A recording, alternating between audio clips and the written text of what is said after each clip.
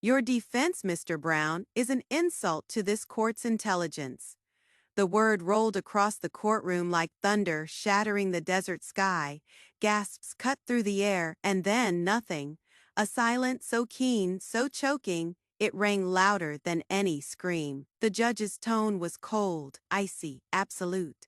One slamming of the gavel that could shatter pride into fragments.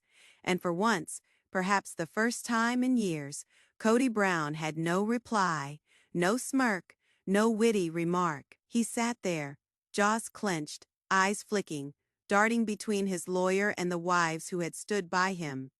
This wasn't a rehearsal. There weren't cameras framing the moment, producers telling her how to turn the narrative, no cut, no do-over. This was it, and it meant consequences. The gallery air grew heavy. The reporters wrote furiously.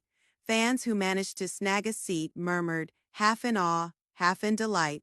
Some edged forward eagerly. Awaiting this very undoing, Christine Brown sat at the table of the plaintiff, her face calm, but her eyes revealing something more. Vindication. She had struggled for years to be heard, called dramatic, labeled as unstable for the sake of ratings, and now even the judge himself had declared Kody's excuses just what they were, an insult. Her subtle smile spoke volumes. Next to her, Janelle crossed her arms over her chest, her quiet radiating with decades of repressed rage. Mary, traditionally stoic, raised her chin in the slightest nod of recognition. And Robyn, the one wife remaining loyal to Kody, she sat wan and agitated, hands racing in her lap, eyes fixed on the table as though looking for an out earlier that day. Kody's attorney had explained their case. Certain near cocky, he asserted this wasn't fraud, it wasn't betrayal, it wasn't even real. Your Honor, he started, this is television. This is entertainment. Scripted drama for ratings. Nothing more, nothing less. The attorney maintained the fights, the financial difficulties, the conflicts over property. Everything was producer-driven hype, exaggerated for the cameras. Then came the statement that undid everything. Kody Brown is not a defendant in a fraud case. Kody Brown is a defendant in a reality television star case. And reality television is not reality. It is show business. The courtroom exploded. Whispers, gasps, shock. The judge leaned back in his chair, hands together, eyes narrowing like a hawk. He allowed the defense to present. He allowed the drama to unfold. But his face told the whole story. He wasn't believing any of it. And when finally the lawyer took a seat, the judge leaned forward, tongue in cheek. Your defense, Mr. Brown, is nothing but an insult to this court's intelligence. The silence that followed was suffocating.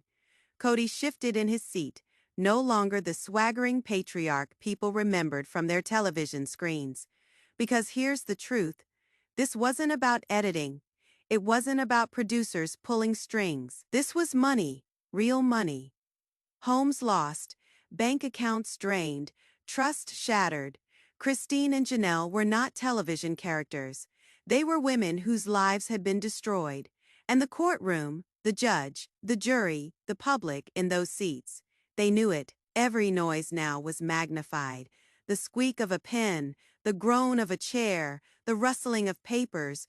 Reporters documented every moment, feeling history unfold in front of them. On one side, Christine and her lawyer huddled over files, piled high with evidence, bank statements, deeds, testimonies poised to come crashing down like hammers. On the other stood Kody's lawyers, twitching, already feeling their risk unwind before them. And in the middle of it all, Kody sat, arms folded, golden hair slicked back, sweat beading on his brow. The glint was gone. The cameras weren't arriving to rescue him. He had once swaggered across television screens, charming, arrogant, the patriarch of a plural family, as if it were his own stage. People either loved him or loved to despise him. But here, naked of scripts, bare bones of edits, he was merely another man, short-trapped, revealed. Christine observed, recalling all the times her anguish had been brushed off as drama. All the times Kody manipulated her heartbreak as performance. And now, the judge himself had ruled Kody's tale a fabrication for her. That was everything. Outside, the fans fought, some screaming for justice, others standing up for Kody as merely a man who had become embroiled in television drama. But in court, no one could pretend the truth any longer. The blurred distinction between television and life had been broken, and the judge was not going to let Kody get behind it. And the unraveling began, half courtroom drama, half soap opera, but without edits, without retakes for years. Kody Brown had dictated the script.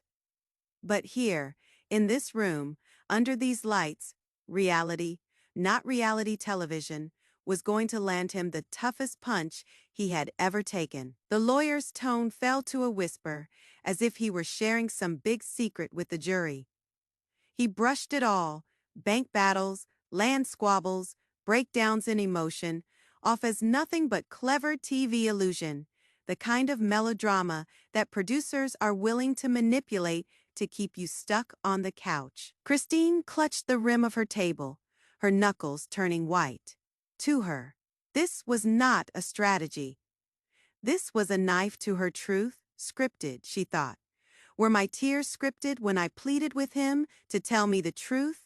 Were my empty bank accounts scripted when I had to scrounge coins for food? Was my loneliness scripted when he said I was no longer included in his plans? On the other side of the table, Janelle rolled her eyes, their shared incredulity left unsaid. They both realized the gamble. If this jury believed Kody's TV defense, all those years of suffering could be wiped away as fantasy. The gallery came alive, a hive breaking free. Some laughed at the temerity, others hissed with revulsion. One fan breathed harshly. So now he is claiming all of it was fabricated, another sneered. Let him tell that to Christine's bank account. The bailiff shouted for order, but the courtroom hummed on, restless and alive. The judge leaned back, expression unreadable, fingers drumming like a threat. He allowed the lawyer to speak, but his tolerance grew thinner with each passing sentence. At last he interrupted. Mr. Brown, are you implying the evidence, bank transactions, deeds, contracts, was fabricated for entertainment purposes? The lawyer stumbled, his tone weakening. Not made up, Your Honor.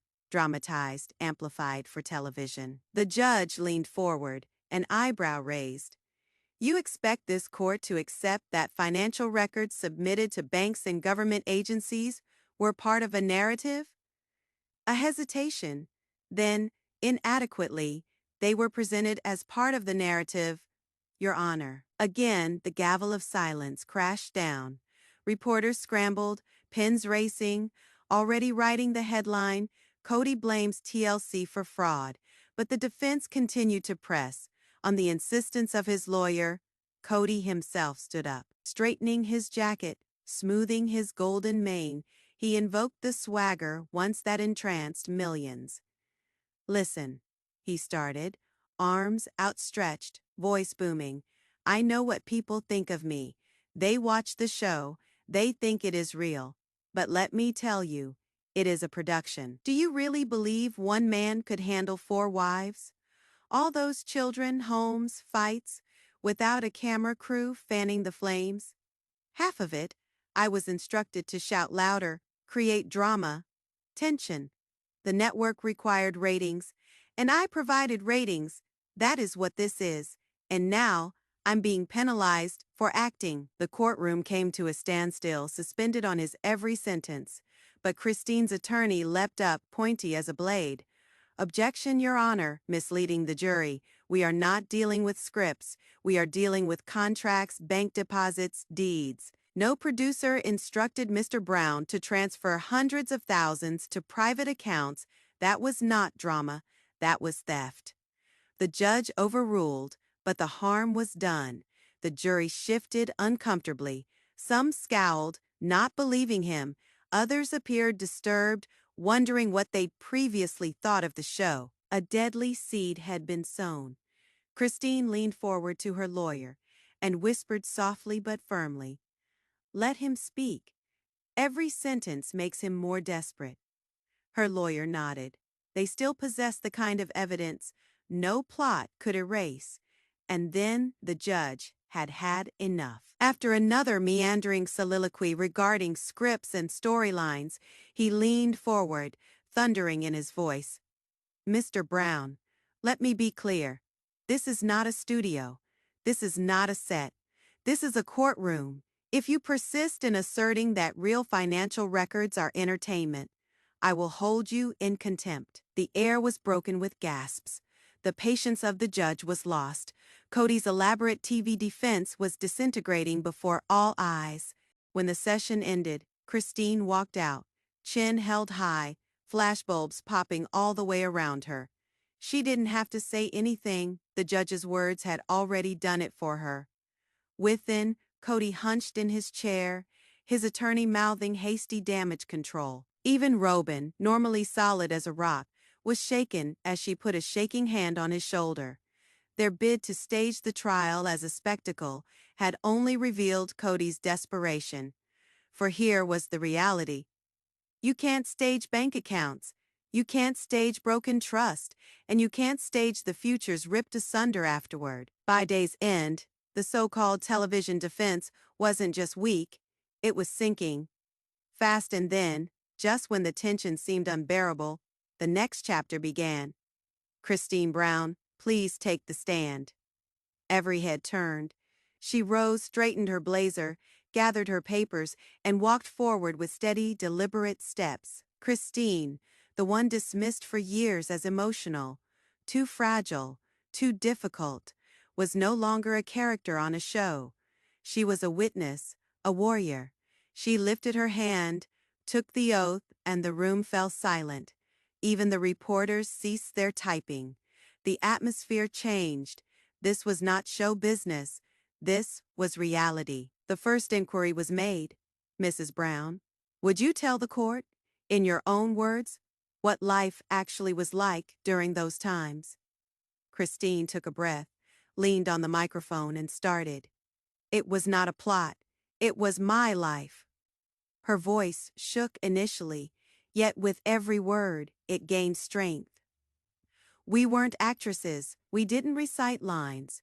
We were mothers, wives, women, trying to forge a life, and yes, there were cameras, but what they recorded was real. Every struggle, every tear, every betrayal, real." She moved towards the jurors, gaze firm. "When you saw me crying on that couch feeling abandoned by my husband, that wasn't for ratings. That was because I was abandoned." She raised the red stamp bank statements, pages shaking not with weakness, but with the burden of truth.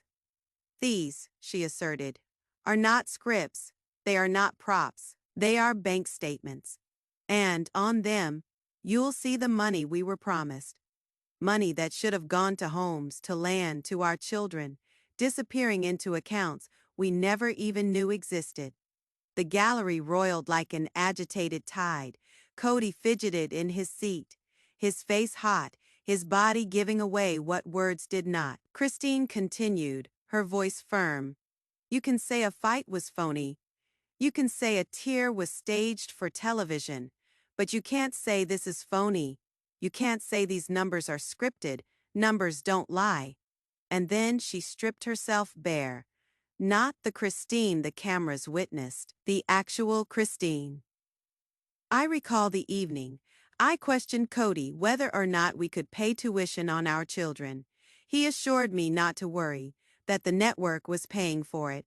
I trusted him. I wanted to trust him. But when I opened the bank app, the money had vanished, not to bills, not to tuition, just vanished. That wasn't for television. That was betrayal." Her voice cracked. Tears shone in her eyes, but she never dropped her gaze from the jury. "Do you have any idea how embarrassing it is to discover the man you trusted with your future, your children, your heart, made it all into a story for himself? That wasn't a book. That was my life." The court went silent. Even the judge's stone expression gave way. From the plaintiff's table, Janelle nodded, silent solidarity forged through years of being shut down as jealous, melodramatic wives. Now the truth was indisputable, and it was on tape. Christine confronted Kody, her voice cutting as glass. You said it to me again and again that all was good, that money was safe, that we were creating something together. But what you created was a wall of lies, and now you are standing here telling me it was for television. No, Kody, it wasn't for television. It was for you. Kody looked down, fists knotted against the table. Even Robyn, still beside him, couldn't conceal her discomfort. His attorney stood to counterattack. Mrs. Brown, he indicated, weren't producers suggesting you dramatize your emotions for the cameras? Christine didn't flinch. Producer suggested emotions. Yes, but you can't simulate emotions you don't have. You can't simulate an empty bank account. You can't simulate tears from your children when you tell them you can't give them something. That wasn't producer's suggestion. That was Kody's choice. A wave of gasps ran through the courtroom. The judge nodded knowingly. Jurors wrote furiously. One woman actually wiped at her eyes. Christine wasn't merely winning their ears, she was winning their hearts. Her attorney posed one final question. Mrs. Brown, if you could tell the court one thing about what this case really is about, what would it be? Christine took a deep breath, steady and unyielding. This case is not about television. It is not about entertainment or ratings. It is about trust. About a man who promised to keep his family safe and kept himself safe instead. It is about women who gave everything and were left with nothing. And it is about making the world believe that our agony was not a plot. It was real. Her words resonated in the room. Reporters frantically typed. The jury closed in. And for the first time in years, Christine wasn't a hum in the background of Kody's story. She was the voice. The lead, the truth. Kody sat silently, tiny under the burden of her testimony, his flashing television defense now in shreds, scattered at his feet. By the fourth day of trial, the atmosphere in the courtroom was charged, heavy with anticipation. Reporters occupied every available space. Fans lined the back rows, eager to witness the downfall of a man they'd observed for years. But Kody Brown, the focus of it all, sat slouched at the defense table, his golden locks no longer a crown, but a shield, sweaty, heavy, slipping. But still, the showman in him couldn't help it. He reached forward to the mic, voice desperate, breaking under the strain. Your Honor, everything that happened was blown out of proportion. I was living two lives, life and life on television. The producers, they wanted drama. Drama on the show. If it seemed worse than what it actually was, it is because they wanted it that way. I wasn't attempting to hurt people. I was entertaining America. The gallery gasped. The judge's gavel cracked like gunfire. Enough. The room stopped dead. Even the reporter's keys were quiet. The judge's voice was low, but every word hit like rock. Mr. Brown, do you believe that is a game? Do you believe you can stand before my court and rationalize bank records and property transfers on the basis of television producers? Kody swallowed, prepared to answer, but the judge held up a hand. Don't, because I'm going to say this once, and very clearly, this is not TLC. This is not a reality show. This is a court of law, and your attempt to hide behind entertainment is not only weak, it is offensive. The judge leaned forward, eyes piercing, voice unrelenting.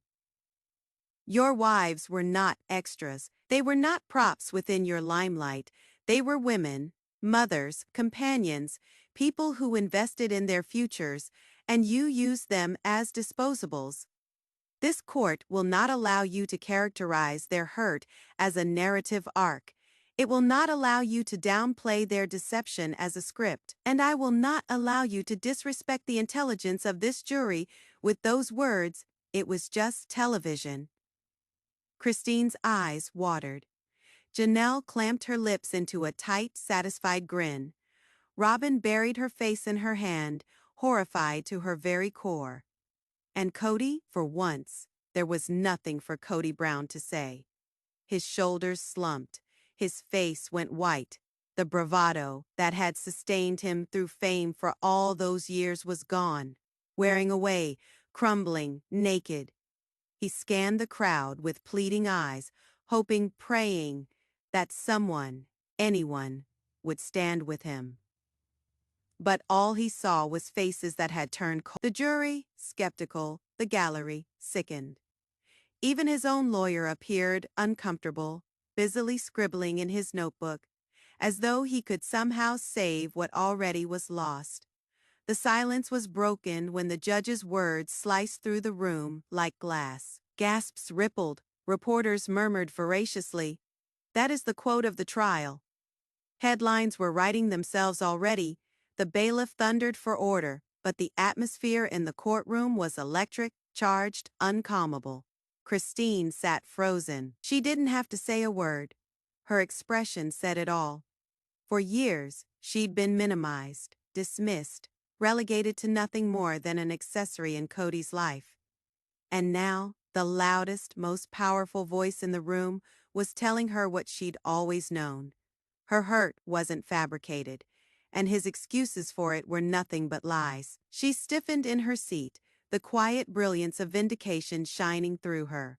The judge's tone became stern, steel-layered in control. "Mr. Brown, television has nothing to do with this. What concern us are the facts, and the facts speak to money gone missing. Properties mishandled, promises unkept. These are not plot lines, they are repercussions, real ones, for real lives. And you cannot plot your way out of this, not in my courtroom." The ensuing silence was oppressive. And then the coup d'artifice. "Your defense is not just inadequate, Mr. Brown. It insults the intelligence of this court, and I will not tolerate it." Robyn hunched forward, speaking in a hushed urgency to Kody, but he shook his head. Pride was his shield even as it dissolved. The jurors could not conceal their response, a crossed pair of arms, an incredulous frown, an angry pen spilling into notes as eyes looked towards Christine. She commanded their sympathy. She had their trust, and Kody. He was taking up less and less space to breathe. Nevertheless, he leaned toward the microphone once more. "Your Honor, I am not saying there were not actual issues, but—" "Stop." The judge's order boomed like thunder. "Every word you speak buries you further. Have a seat, Mr. Brown." And that was it. The showman slouched, stopped. As soon as the gavel came down, media swarmed the courthouse steps. Cameras flashed, recording the headlines on the spot. "Judge slams Kody Brown's defense. Reality TV excuses shredded in court." Christine stepped out, Janelle by her side. No need for words. Her calm smile spoke volumes. The world was finally catching on to the charade. Kody followed shortly after, Robyn pulling on his arm. But vanished was the giant figure of TV celebrity. In his stead was a man hunched under the weight of silence. Pursued by cameras, he could no longer manipulate. For in this courthouse, there were no producers, no script, no do. Overs the judge had removed the final fantasy. Here truth was not entertainment. It was law. And as closing arguments began, Christine's lawyer stood tall before the jury, wielding her evidence like weapons. "Ladies and gentlemen," she began, "you've heard the excuses. You've heard him call this television, a storyline entertainment. But you've also seen the truth, bank statements, property transfers, a woman's tears, a family betrayed." She held the files aloft, agitating them ever so slightly. "These are receipts. These are evidence. Kody Brown is not a personality. He is a husband who cheated his wives, a father who wagered his children's future, a man who believed fame would insulate him from accountability. But fame does not absolve fraud, and TV cannot erase betrayal. Christine stood tall, no longer in the background of someone else's show. This time, she was fighting for every second she'd been kept quiet. For her kids, for the years she built a family while he stalked cameras. The defense countered, but the words lacked conviction. Kody's attorney asked for mercy, depicting his client as a man buried under the whirlwind of fame. But the jurors were unmoved. The blaze of Christine's truth had already seared its mark. Against the advice of his attorney, Kody spoke again. His voice trembled, pleading, "I know that I did bad, but I never stopped loving my family. The show warped me. It made me worse than I was. I was trying my best." His gaze locked onto Christine, pleading for mercy, but her face was stone, unyielding, firm. And then finally, the judge raised his papers. The room was silent. Journalists rested fingers on notebooks. This was it that the world had been anticipating. What your wives went through was entertainment. No. The voice of the judge pierced the hush, growing louder with each statement. I have heard the testimony. I have seen the evidence. I have seen the truth. This was not fantasy. This was not a play. This was deception. The tone cut, unflinching. You betrayed your wife's trust. You squandered assets held to secure your family. And then you had the temerity to stand in this courtroom and attribute it all to television. That defense was an insult to your wives, an insult to this jury, and an insult to this court's intelligence. The gavel came down hard, and the entire room winced. Entertainment will not cover up exploitation. In this courtroom, fame will not cover up fraud. Reality will not be written to feed your ego. Not here. Not ever. The judge looked at the jury. Have you reached a verdict? The foreman stood, paper shaking in his hand. Yes, Your Honor. The courtroom came to a standstill. Reporters lingered, fingers poised over keyboards. The foreman cleared his throat. In the matter of financial fraud and mismanagement of family assets, we, the jury, find the defendant, Kody Brown, guilty. Gasps resonated in the gallery. Some wept, others exploded. Reporters scrambled to phones, fingers flying as headlines wrote themselves. Across the table at the plaintiffs, Christine closed her eyes, relief pouring over her in waves. Next to her, Janelle took her hand, the two women gazing into a silent, unshakable bond. The judge firmly nodded. Mr. Brown, by order of this court, you are relieved of any money-making power over the family assets. You are forever banned from receiving, handling, or selling any property that belongs to the plaintiffs. Restitution will be made to Christine and Janelle for the funds you mishandled. This court stands adjourned. The gavel crashed down, sobbing ensued. Reporters yelled. Fans cheered. Security yelled for order. But the message was already out. Guilty. Permanent ban. In a matter of minutes. Social media erupted with headlines. Judge slams Kody Brown, guilty of fraud. Sister wife star loses everything in courtroom battle.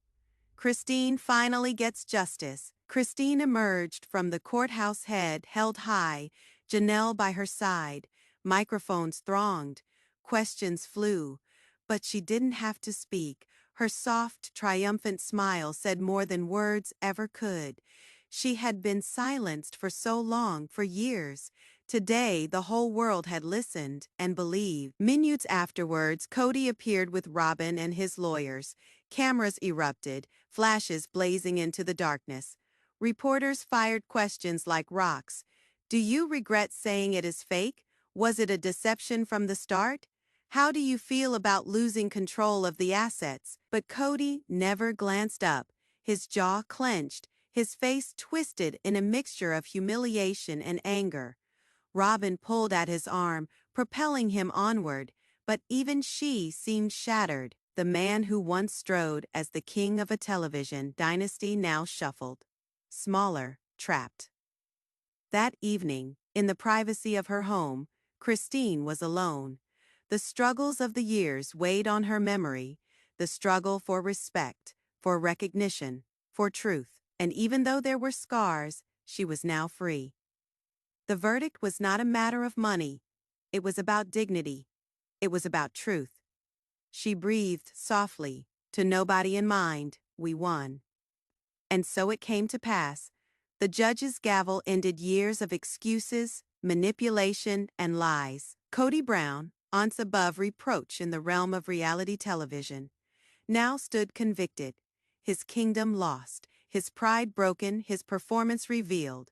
For Christine, for Janelle, and for every silent voice once waved off as just part of the show. It was vindication, evidence that reality cannot be manipulated, not even by a man who built his life on fabrication. Because ultimately, the truth will always sound louder than the lies.